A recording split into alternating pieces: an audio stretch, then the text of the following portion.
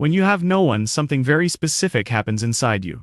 Not all at once, not loudly, but slowly, quietly, and deeply. At first it feels like loss, then confusion, then fear, then fusion, then fear. And eventually, if you stay long enough, you begin to notice something else forming beneath the silence.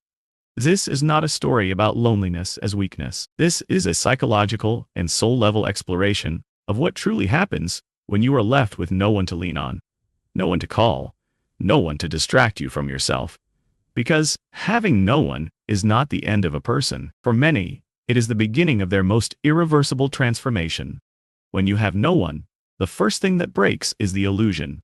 The illusion that someone will always be there. The illusion that effort guarantees loyalty.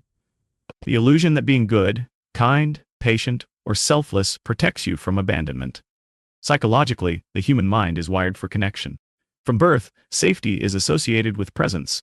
Another voice, another body, another heartbeat nearby. So when those connections disappear, the brain reacts as if something essential has been taken away. This is why having no one doesn't just hurt emotionally. It triggers survival responses. The nervous system enters a state of alert. Thoughts become louder. Memories replay more often. Your mind searches endlessly for what went wrong. At this stage, most people believe they are failing, but they are not. They are grieving the death of external regulation. For the first time, there is no one else to stabilize their emotions.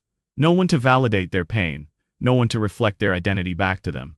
And that absence feels unbearable.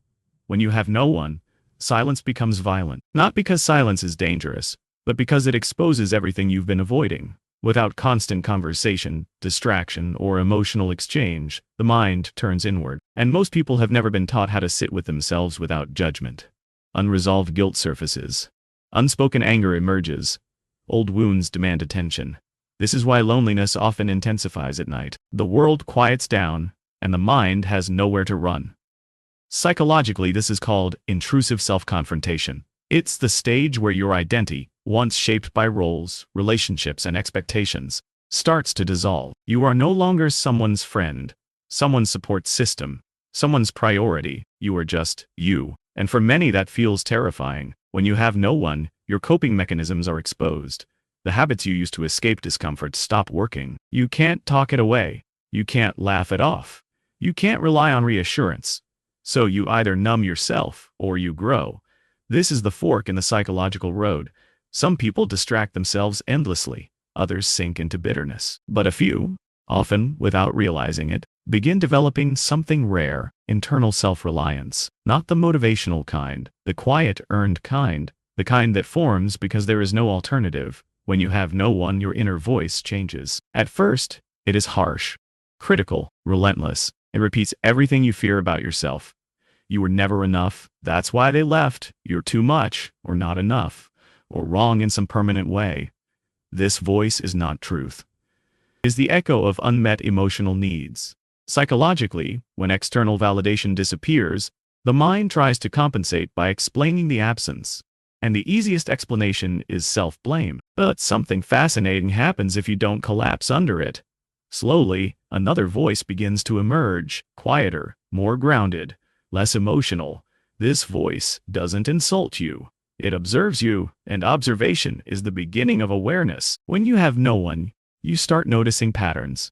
Patterns in your past relationships, patterns in how you give, patterns in what you tolerate. You realize how often you stayed where you weren't valued, how often you over-explained your pain, how often you minimized yourself to keep others comfortable. This is not regret. This is integration. The psyche finally has space to process what was once buried under connection. And this is where pain turns into clarity. When you have no one, you stop performing. There is no audience left to impress, no one to prove anything to, no role to maintain. Psychologically, performance is exhausting. It requires constant monitoring of how you're perceived. But when you are alone long enough, that vigilance fades. You stop pretending you're okay. You stop pretending you're strong. You stop pretending you don't care.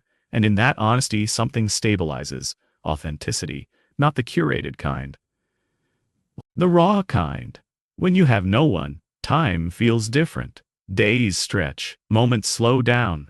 The future feels undefined. This temporal shift often scares people, but it's actually a sign of psychological transition. Your brain is no longer organizing life around others' schedules, expectations, or reactions. It's recalibrating. This is the stage where many people feel lost, not because they are directionless, but because their old map no longer applies. And without realizing it, they are learning to navigate internally. When you have no one, you learn the difference between loneliness and aloneness. Loneliness is the pain of wanting connection and not having it. Aloneness is the state of being with yourself without resistance. Loneliness screams. Aloneness listens. At first, loneliness dominates, but if you stay present long enough, it softens, and something deeper takes its place. Self-attunement. You begin noticing your emotional rhythms.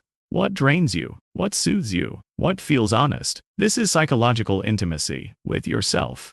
When you have no one, boundaries are born. Not because you're trying to be distant, but because you finally understand the cost of not having them. You remember how it felt to give too much, to stay too long, to hope someone would change, and you realize something fundamental. Your peace is not negotiable anymore.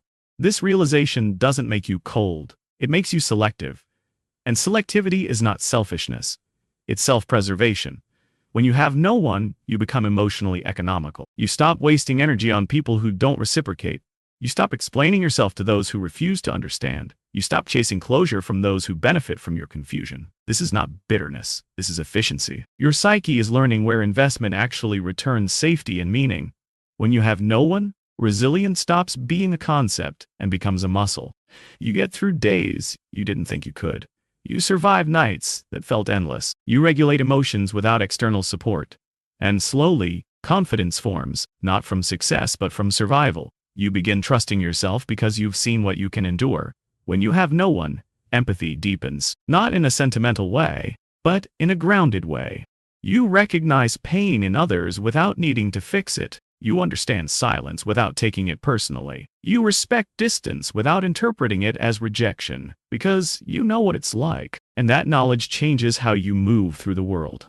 When you have no one, identity reconstructs. You are no longer defined by who stays. You are no longer shaped by who approves. You are no longer anchored to who validates you. Your sense of self becomes internal. This is rare. Most people never reach this stage because they never sit long enough with themselves to form it. When you have no one, you become dangerous to your old self. Not aggressive, not cruel, but unwilling to return to who you were. You want beg for attention. You want abandon yourself to keep others. You want confuse attachment with love, because you've learned what absence teaches better than presence ever could. When you have no one, you realize that abandonment is not always rejection. Sometimes it is redirection. Sometimes people leave because they cannot follow where you're going. Sometimes connections end because their role in your life is complete. Sometimes emptiness appears to create space, not punishment. This understanding doesn't erase pain, but it gives it meaning. When you have no one, peace becomes louder than noise. You begin valuing calm over chaos, depth over quantity, presence over performance. Your nervous system, once overstimulated by emotional uncertainty, finally settles. This is not numbness. This is regulation. When you have no one, you don't become alone forever. You become aligned and become aligned. And when new connections eventually appear, they feel different. You don't cling. You don't chase. You don't overextend. You meet people as a whole, not a need, and that changes everything. When you have no one, you don't disappear. You condense. You integrate. You become someone who knows themselves in silence, steadiness, and truth. And that version of you, the one forged without witnesses, is the one no one can take away. Because you were built in the one place no one else could enter, within yourself.